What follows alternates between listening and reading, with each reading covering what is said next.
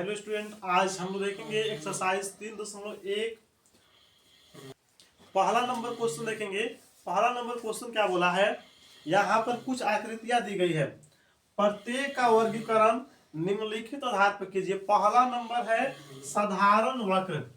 यहाँ पे जो आकृति दिया गया है ना, उसमें से बताना है कि साधारण वक्र कौन कौन सा आकृति है। ये नंबर है साधारण वक्र। तो इस आकृति में से हम लोग देखेंगे कि कौन कौन आकृति जो है वह साधारण वक्र है। साधारण वक्र को हम लोग समतलीय वक्र या सरल आकृति भी बोलते हैं। वैसा आकृति जो स्वयं को कहीं प्रतिच्छेद नहीं करे, और वैसा आकृति जिसको हम लोग पेंसिल को बिना उठाए बना सकते हैं, वह आकृति कहलाता है साधारण वक्र यानी कि सरल आकृति। तो हम लोग देखेंगे पहला नंबर जो आकृति है, यह आकृति साधारण वक्र है, क्योंकि यह कहीं भी स्वयं को प्रतिच्छेद नहीं कर रहा है। और दूसरा नंबर, इसको हम लोग बिना पेंसिल या कलम को उठाए आसानी से बना सकते हैं। तो पहला नंबर जो है, यह जो आकृति है यह साधारण वक्र है, तो हम लोग यहाँ पर लिख सकते हैं 1 नंबर। उसके बाद दूसरा नंबर भी साधारण जो है साधारण वक्र है। क्या तीसरा नंबर साधारण वक्र है?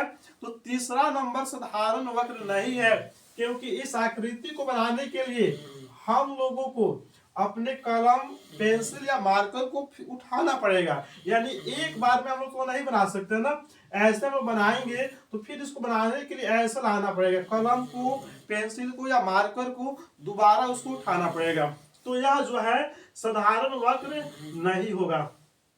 तीसरा नंबर तो हो गया। चौथा नंबर, यह भी साधारण वक्र नहीं है। जो आकृति स्वयं को प्रतिच्छेद करे यानी स्वयं को काटे, तो वह आकृति साधारण वक्र नहीं होगा। तो साधारण वक्र यह नहीं है और साधारण वक्र यह भी नहीं है। अब यहाँ पे हम लोग देखेंगे पांचवा नंबर। तो पांचवा नंबर जो है ना, यह साधारण वक्र है। पांचवा नंबर साधारण वक्र है, क्योंकि यह कहीं भी स्वयं को प्रतिच्छेद नहीं कर रहा है। और दूसरा नंबर, इसको हम लोग बिना पेंसिल या मार्कर को उठाए आसानी से हम लोग इसको बना सकते हैं। उसके बाद है यहाँ पे छठा नंबर, तो यह भी साधारण वक्र है, तो यहाँ पर लिख देंगे 6 नंबर। सातवां नंबर भी साधारण वक्र है, लेकिन क्या आठवां नंबर साधारण वक्र है? तो यह साधारण वक्र नहीं है, क्योंकि इसको हम लोग ऐसे बिना कलम को उठाए नहीं ड्रॉ कर सकते, नहीं बना सकते हैं। दूसरा नंबर हम लोग देखेंगे। दूसरा नंबर है साधारण बंद वक्र। अब वैसा आकृति देखना है जो साधारण भी हो, यानी कि सरल आकृति भी हो, जो स्वयं को कहीं प्रतिच्छेद नहीं करे और जिसको हम लोग बिना कलम उठाए आसानी से बना सकते हैं, और बंद भी हो, पूरा तरह से वो आकृति क्या हो, बंद हो। तो हम लोग देखेंगे पहला नंबर साधारण वक्र भी है और बंद भी है। दूसरा नंबर साधारण वक्र आकृति है और पूरा तरह से बंद है। यह तो साधारण वक्र है ही नहीं। चौथा नंबर भी नहीं है। पांचवा नंबर साधारण वक्र है और बंद है, तो इसमें आ जाएगा। छठा नंबर भी आ जाएगा, सातवां नंबर आ जाएगा, आठवां नंबर साधारण वक्र नहीं है। तो हम यहाँ पे लिख देंगे पहला नंबर, दूसरा नंबर, उसके बाद में पांचवा है, छठा है और क्या लिखेंगे, सातवां है। तीसरा नंबर हम लोग देखेंगे बहुभुज। बहुभुज किसको हम लोग बोलते हैं?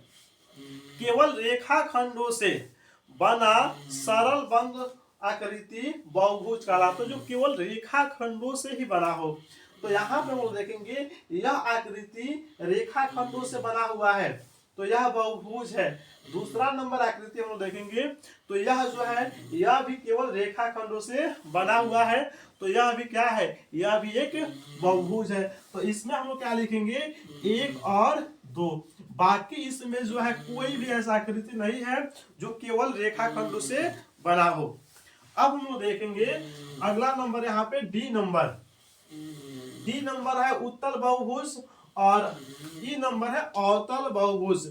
उत्तल बहुभुज किसको बोलते हैं?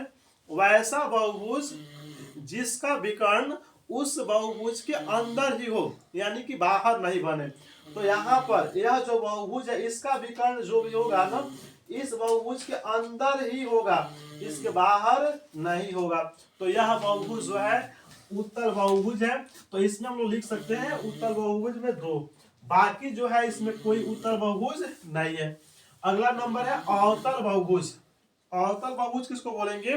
वैसा बहुभुज जो अंदर की तरफ बना हो, जैसे कि यहाँ पे बना है, ठीक है ना। तो यहाँ पे पहला नंबर अवतल बहुभुज होगा। एक बात और याद रखेंगे कि अगर कोई आकृति तारे के आकार का है, तारा के आकार का अगर कोई आकृति है तो वह आकृति अवतल बहुभुज में आता है। तो यहाँ पे जो चौथा नंबर है वह भी होगा अवतल बहुभुज। तो यहाँ पे उसके अलावा यह बहुभुज अवतल नहीं है, यह भी नहीं है, यह भी नहीं है और यह भी नहीं है। तो अवतल बहुभुज में दो आकृति मिला, एक पहला नंबर और दूसरा चौथा नंबर।